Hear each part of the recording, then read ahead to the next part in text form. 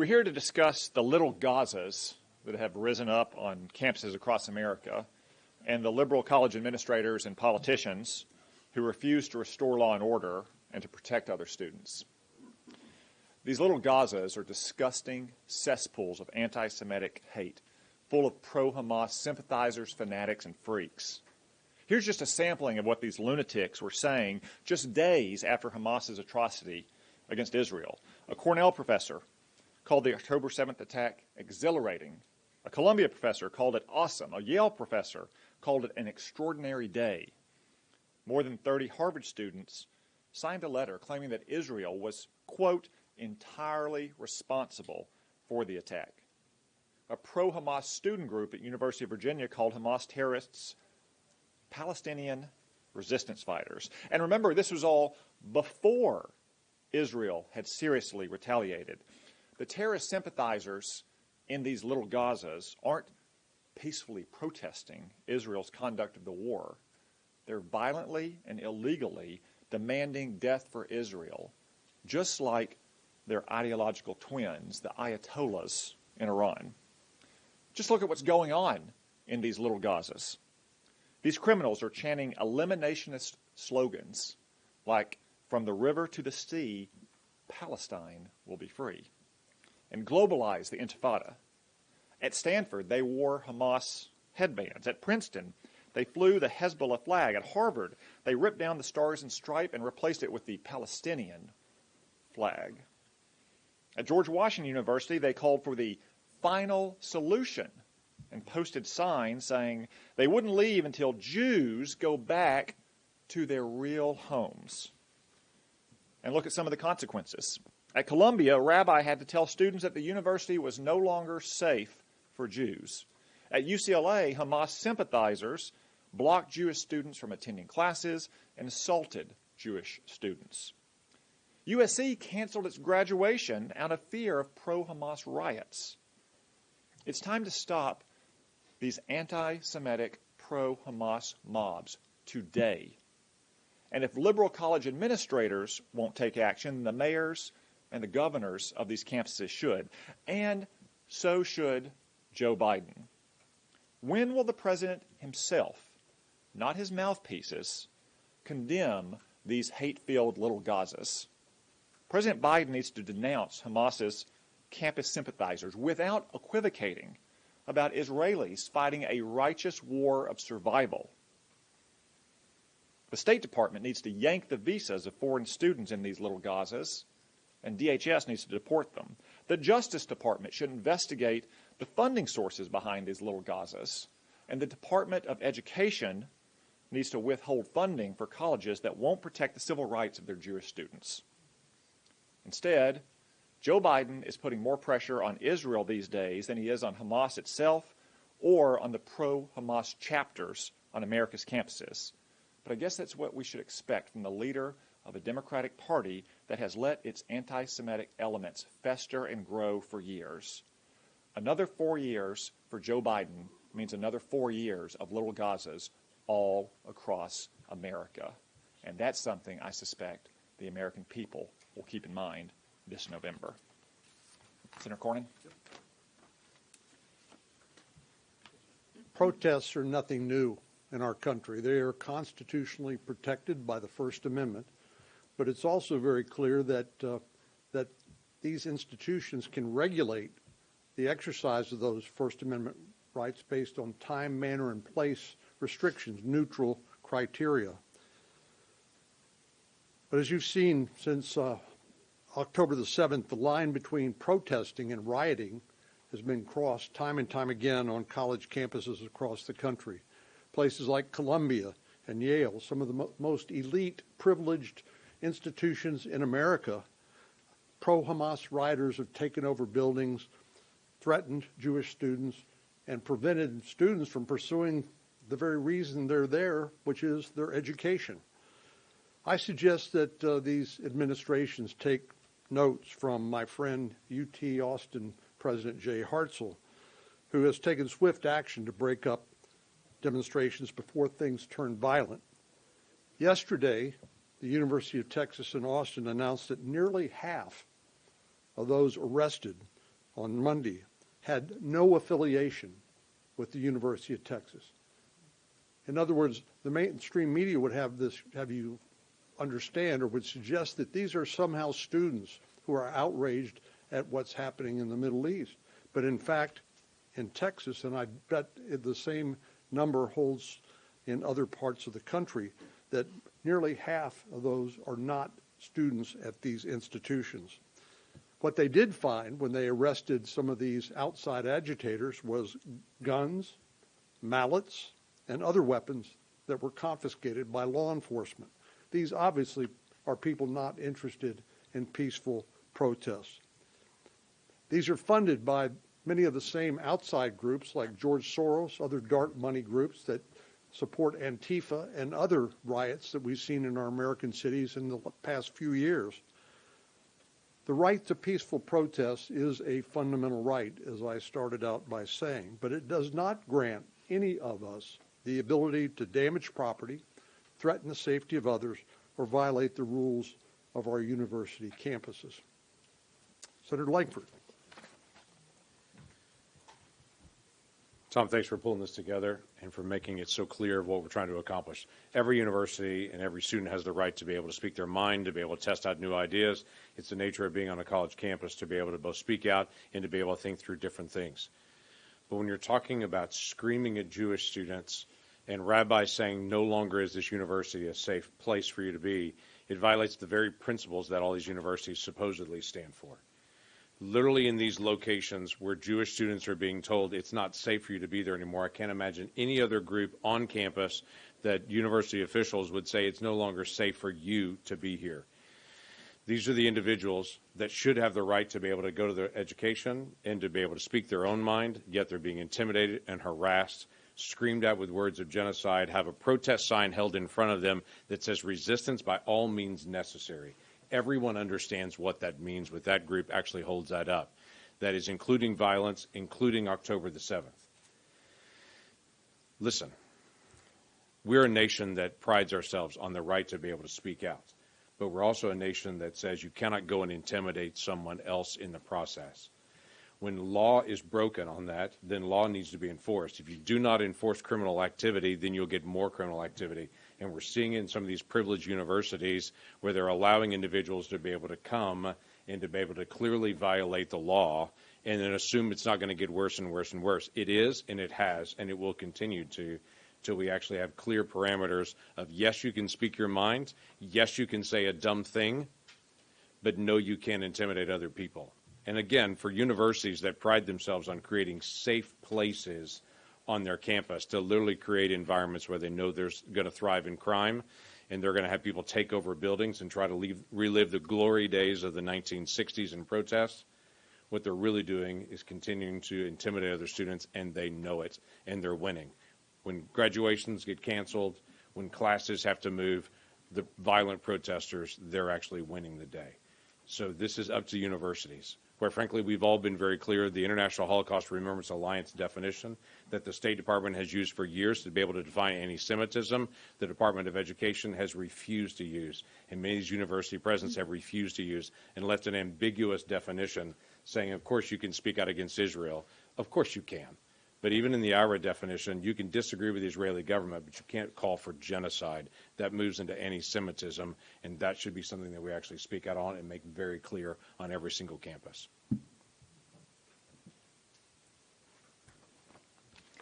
Well, good morning. Thank you, Senator Cotton, for organizing this important discussion on a very disturbing issue. What we're seeing on college campuses is total chaos. And we all know that universities have an obligation to provide every single one of their students a safe learning environment. That's not happening. We saw it again on the news last night. These are violent protests. This is occupying university buildings. This is breaking the law. And then you add in the vileness of looking at other students and making disgusting anti-Semitic statements to those students, not allowing them to participate on their own campus in their educational endeavors. This is beyond the pale. And I think many of us recognize that. Not many of us are speaking up. And we certainly don't hear it from most of the elected officials. We certainly don't hear people speaking up on university campuses. We certainly don't see any kind of strong positive action by university officials. Instead, we see chaos. We see vileness. We see hate. We see growing division. But there's one group, well, there's really a couple groups, that are supportive of this. Hamas is a terrorist organization. They kill babies. They kill old people. They still have Americans held as hostages in Gaza. Report that. Report that. And now we see these actions on campus, which Hamas supports. They're endorsing these protests. We see the Supreme Leader, Ayatollah Khomeini. He's publicly applauded the growing number of protests, the growing number of encampments that have sprung up on college campuses. He celebrates the flying of Hezbollah's flag in streets in the United States. Let's be clear. Do we see Iran or Hamas supporting protests Here. in their jurisdiction? No, we don't see them supporting it. In fact, we see them cracking down on any kind of protest. Any kind of protest. And they have been criticized by the Human Rights Watch for those actions. So let's understand what's happening here in the United States. What's happening is a growing anti-Semitism. What's happening is chaos on college campuses, not free speech, but criminal activity and violence. And it's time that we demand that students, all students, are protected in this country and that they have their rights protected as well. Senator Kennedy. Thank you, Deb. Now I get to hit him. You get to hit me.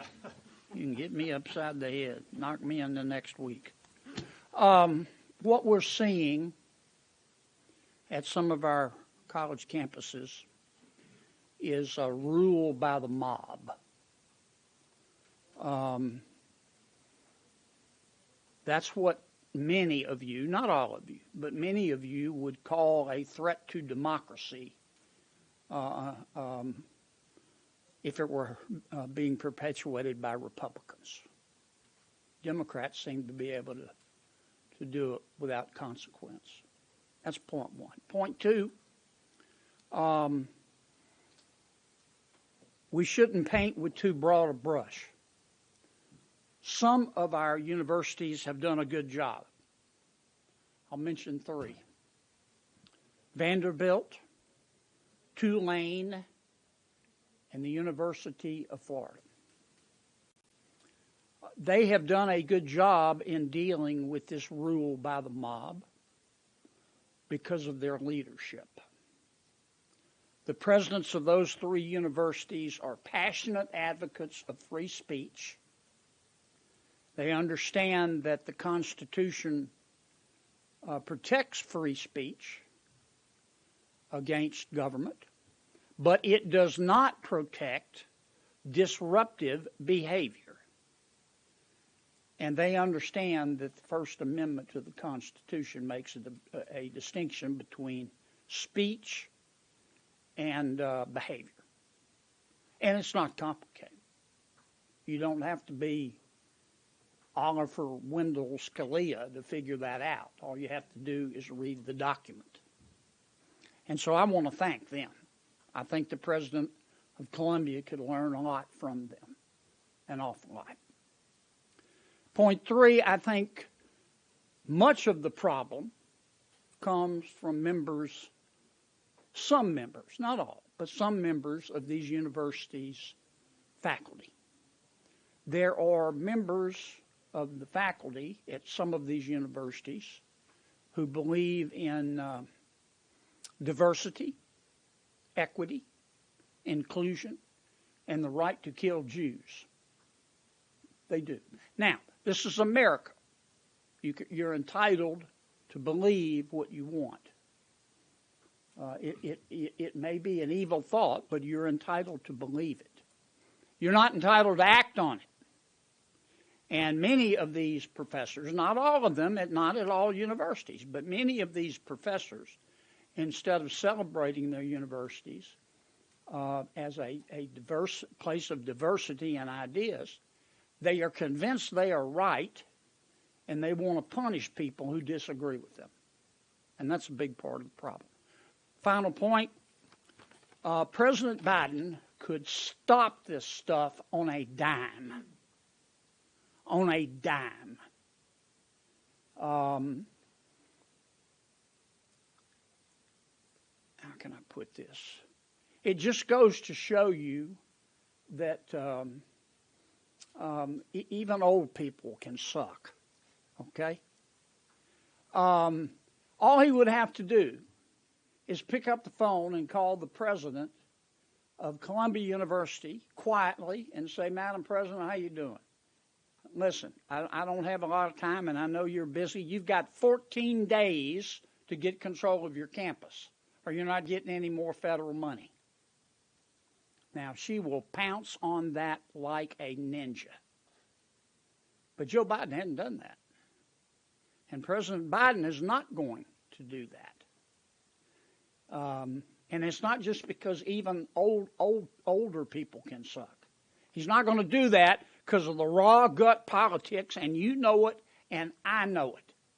President Biden is scared to death to alienate the Hamas wing of the Democratic Party.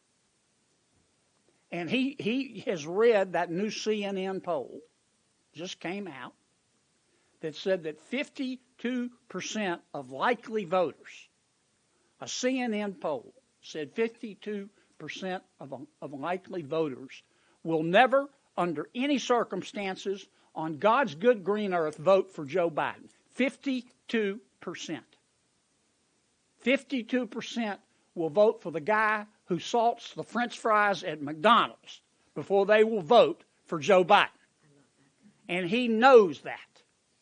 And that's why he is doing, or in this case, not doing, what he's not doing at these universities.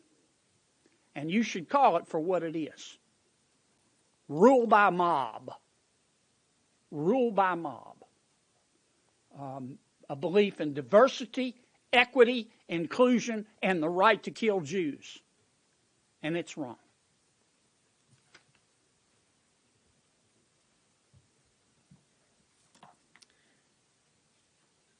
So going home to my state, there's quite a few Jewish families that have their kids in some of these schools up north. And I think most of them are having to rethink the safety of their kids. I've talked to some individuals in my state that are at these schools, and they've been for months now scared to death for their safety. So what you see that's going on in places like Columbia University is just, it's un-American, it's disturbing, and it's completely unfair. You know, we send our kids off to school, we expect them to be safe. Expect them to learn something, build relationships, and when they finish, be able to get a job. We don't expect them to be worried about whether they're going to get beat up. Their Star of David necklace is going to be ripped off, any of these things. But we've got university presidents and university faculty that are just wimps. Just wimps. They just cower to this anti-Israel, anti-Semitic crowd, and it is It's crazy. These individuals that believe in what Hamas is doing, why don't they go live in Gaza for a while? Get out of this country. If you don't like this country, you don't like the way we run the country, get out of it. Go to Gaza. See what it's like. See what it's like to live under the rule of Hamas. Now, let's remember what they did. They beheaded babies. They raped girls. They burned people alive. They shot people point blank just for one simple reason. They're Jews. That's what they did. It's as simple. They did that. So if you go protest in favor of them, you support those actions. The president won't say anything because he's worried about losing any votes.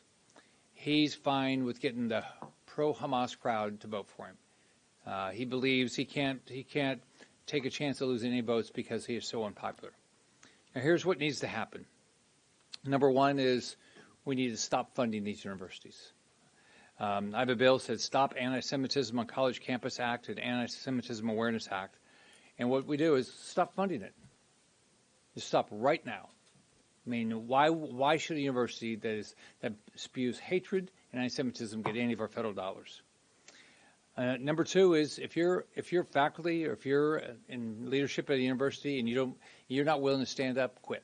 Let's get somebody that cares about Jews, cares about all the students, make sure they're safe. If you're a student and you're at one of these universities and you spew hatred and anti-Semitic, you need to be expelled. You should be never able to go to that university, in my opinion, any university in the country.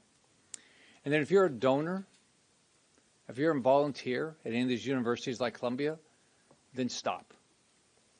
Do you want to spend your money given to people that just have hatred just because somebody has a different religion than them?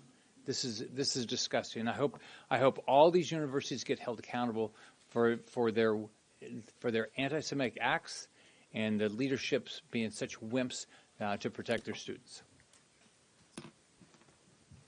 Nice. Thank you, Rick. And thank you, Senator Cotton, for organizing today. This is an incredibly important topic. And what we saw on Monday, as a number of my colleagues have already discussed, this mob that is taking over the campus in Columbia, we saw on Monday pro-Hamas protesters hold facility workers hostage. This is the United States of America, where that is wrong. Okay, that is wrong. We see these pro-Hamas protesters falling in line with Iran, one of our top adversaries whose proxies are still holding Americans hostage in Gaza. Anti-Semitic violence shouldn't be on American soil, and yet we're seeing it at all of these liberal colleges and universities. We've seen over 50 encampments pop up. As Senator Cotton mentioned, little Gazas, they're popping up. Students are wreaking havoc, and because of that, they must be held accountable to the fullest extent of the law. We also know that there are college professors that are engaging in this activity. We have outside paid people that are coming into campuses and promoting this type of nonsense and violence.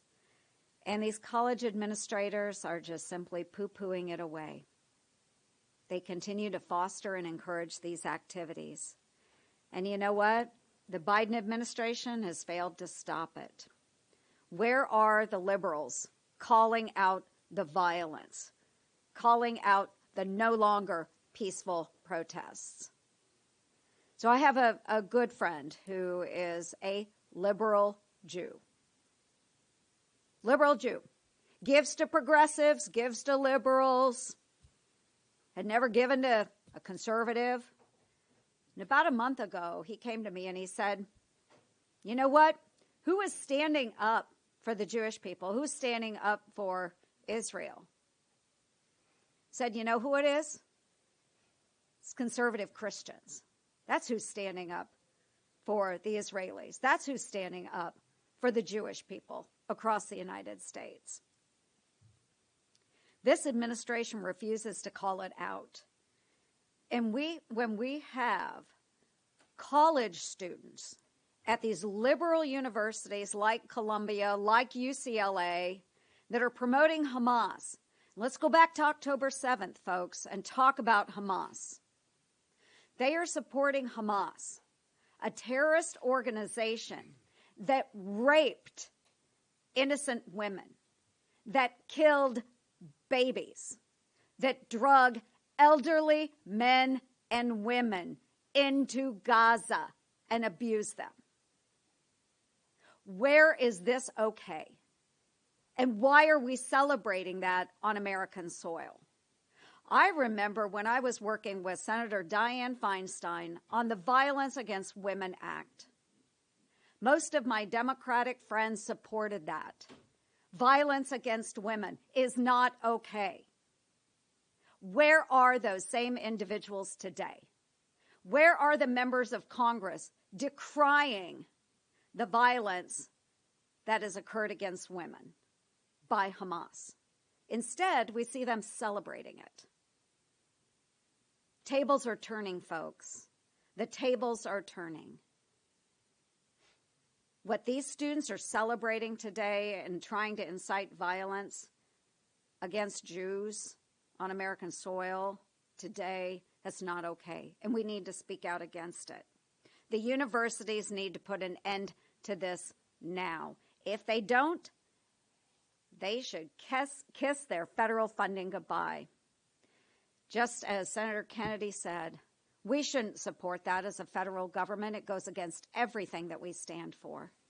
We shouldn't support them with our dollars. The donors should withdraw their funding. And you know what? I'm going to go a step further.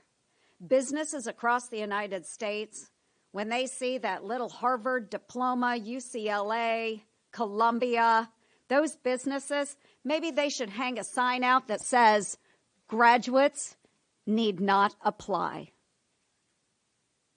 They need not apply.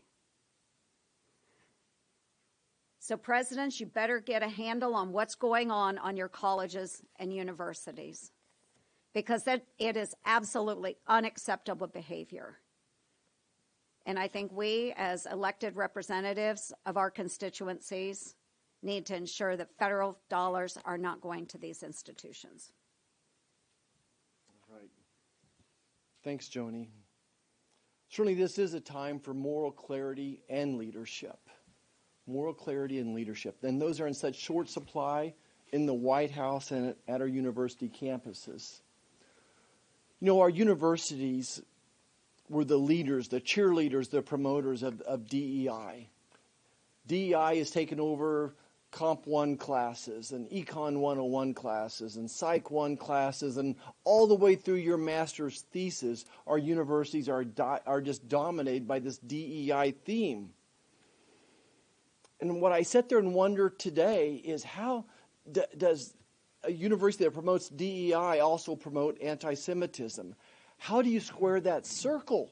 How can you do both? How can you promote DEI, preach that to your kids, your students, and then you wake up one day and allow anti-Semitism to go on in your particular university? Could you imagine being on a university today, and wherever you see a sign that says Jews or Zionism or Israel, and then of course there's some negative slogan with that. If you would insert another ethnic group, another religion, then that would be considered a terrorist crime. The FBI would be there investigating that crime. The FBI would be shutting down your university, perhaps.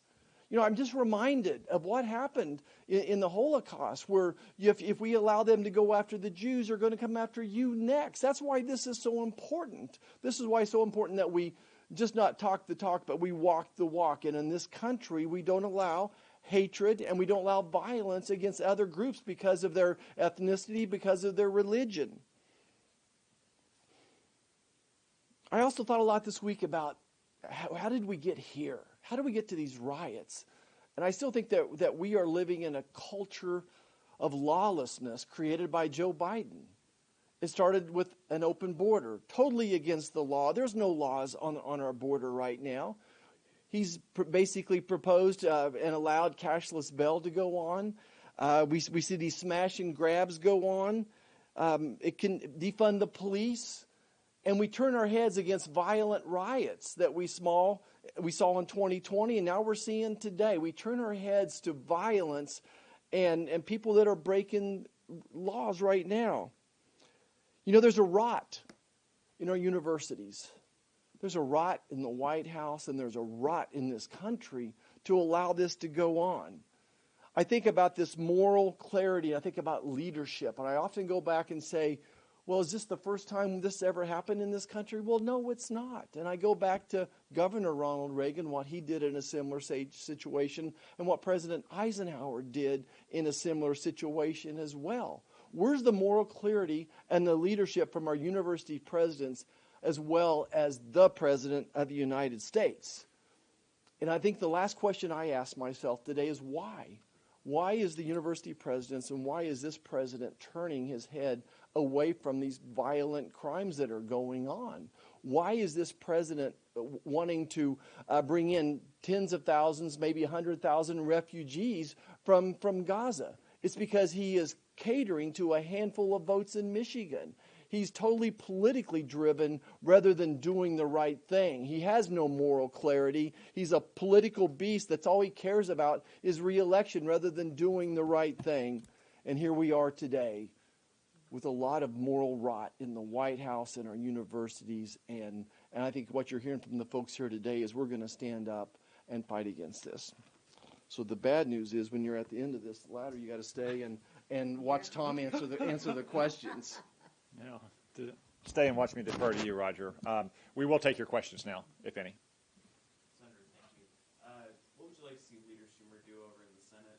What do you make of the action the House is going to take today on their anti-Semitism? Well, Senator Schumer, like Joe Biden, should stop equivocating between Israel fighting a righteous war for survival and all these pro-Hamas sympathizers on campuses in these little Gazas. For example, when he meddled 2-3 weeks ago calling for new elections in Israel. Maybe Israelis think we should have new elections in New York. Second, I suspect the House of Representatives is going to pass a law today adopting the international definition of anti-Semitism. That's a bill that we should promptly bring to the floor and pass over here as well. Those are just a couple examples. I don't know, Senator Marshall, Senator Ernst, if you have anything else. The International Holocaust Remembrance Alliance's definition of anti-Semitism includes anti-Zionism, and some people would argue that anti-Zionism is not inherently anti-Semitic. Do you agree with that or disagree with that?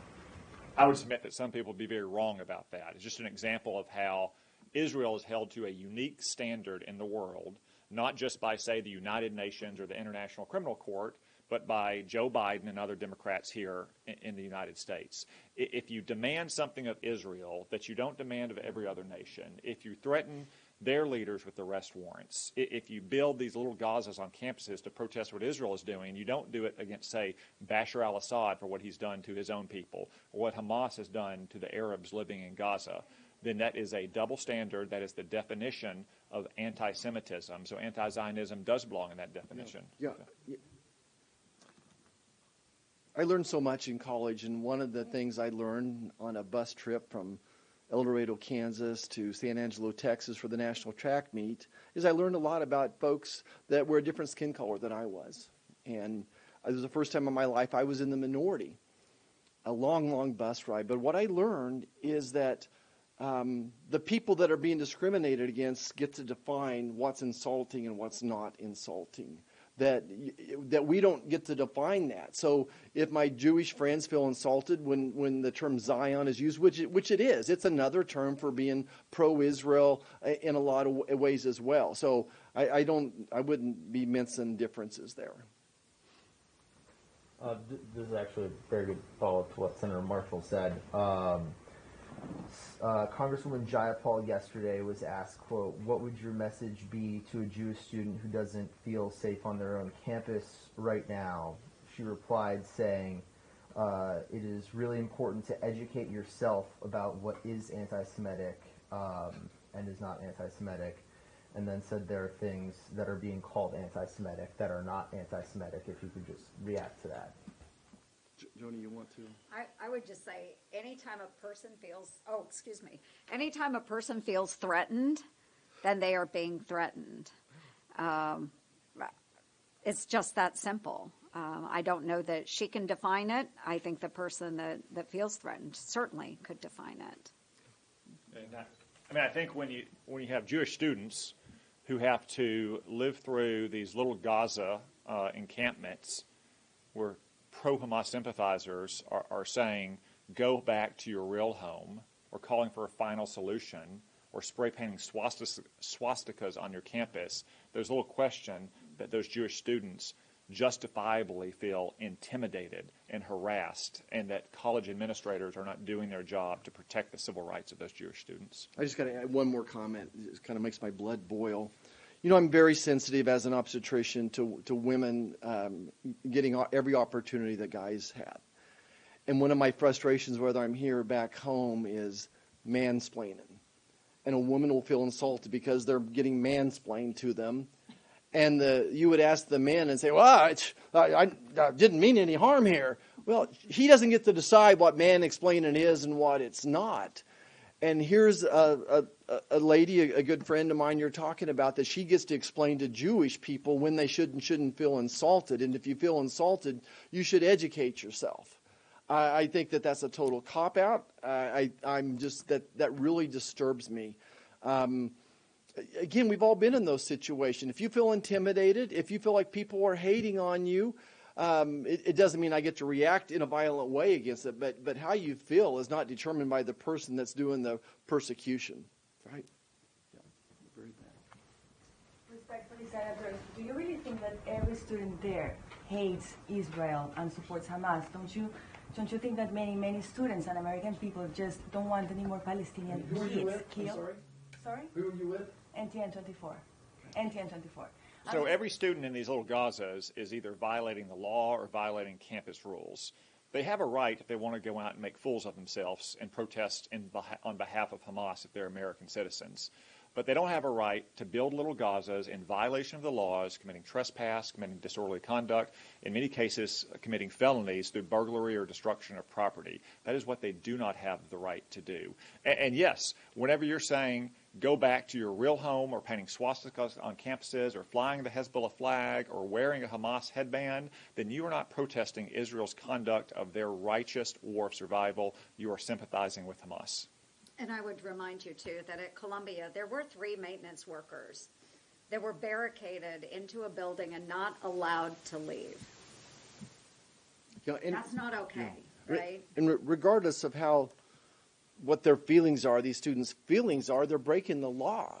It has not, when they're keeping other students from going to school, when they're preventing graduation from happening, they're breaking the law. And we should not encourage them to keep breaking the law and teach them how not to be good citizens. I absolutely respect their voice, but there's a right way to protest and there's a wrong way to protest.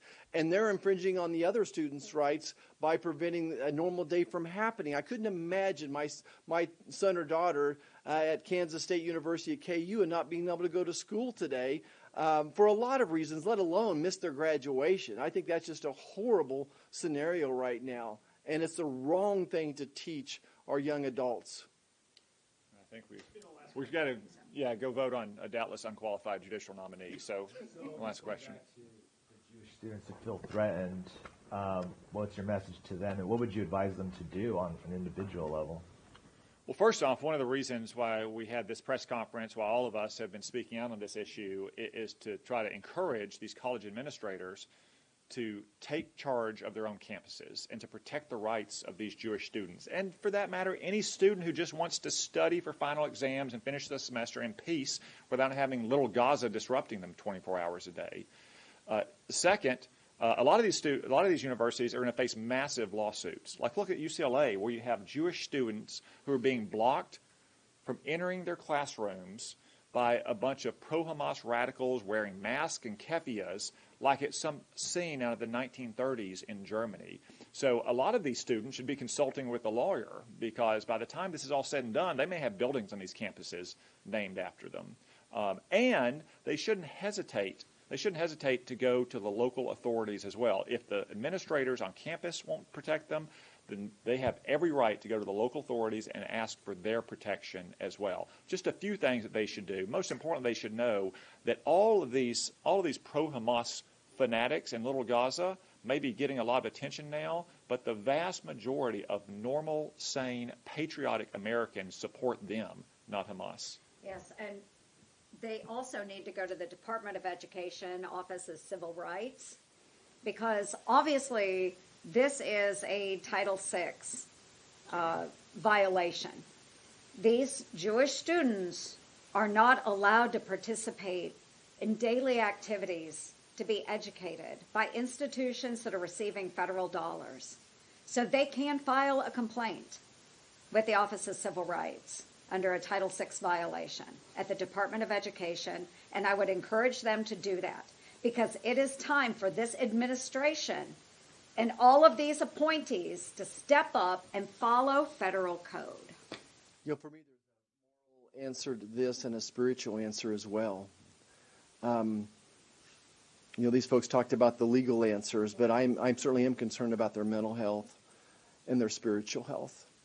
I think it's real important that they gather together as a group and have some professionals in the room to work through some of the challenges that they've been through here. I think it's important that they're talking to their parents and to their rabbis about what is the spiritual lesson here. And I've been told it's a great honor to be persecuted because of your faith. And I just want to encourage them to stick to their faith, that God will be with them. And they're doing the right thing. And we're going to do everything we can to stand beside them and make sure that they have this opportunity. Remember, you know, people that founded this country came here because they were persecuted because of their faith. That's why they came here. And here we're repeating history again, all in the wrong. So we're going to stand beside them. It's a moment of character building for them as well. But certainly don't put themselves in harm's way. Thanks. And on that uplifting note. Yeah. Very good. There we go. Megan,